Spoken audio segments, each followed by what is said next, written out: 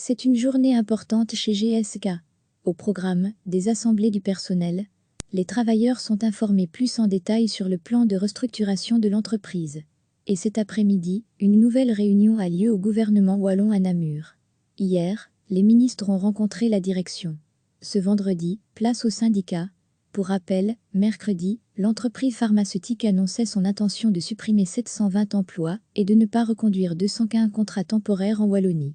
Le gouvernement wallon doit prendre en compte l'impact direct et indirect de la restructuration chez GSK sur les PME et indépendants en lien économique avec le géant pharmaceutique, indique vendredi le syndicat neutre pour indépendants, SNI.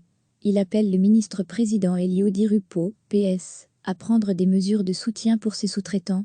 Une entreprise de l'importance de GSK est au centre d'un maillage de PME, TPE et indépendants, qu'ils soient fournisseurs, parties prenantes ou sous-traitants, souligne le SNI.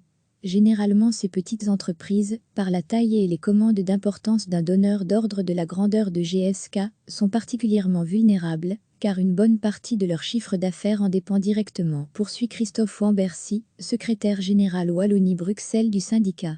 Le SNI insiste donc pour que le gouvernement wallon prenne en compte cette dimension, alors que le géant pharmaceutique a annoncé son intention de supprimer 720 emplois et de ne pas renouveler 215 contrats temporaires sur ses sites wallons. Il est nécessaire que le gouvernement mette en place, au même titre que toute mesure en soutien aux travailleurs directement impactés de la société GSK, des mesures accompagnant, soutenant et aidant l'ensemble des sous-traitants tant au niveau économique que social, insiste Christophe Wambercy. Recevez chaque matin l'essentiel de l'actualité.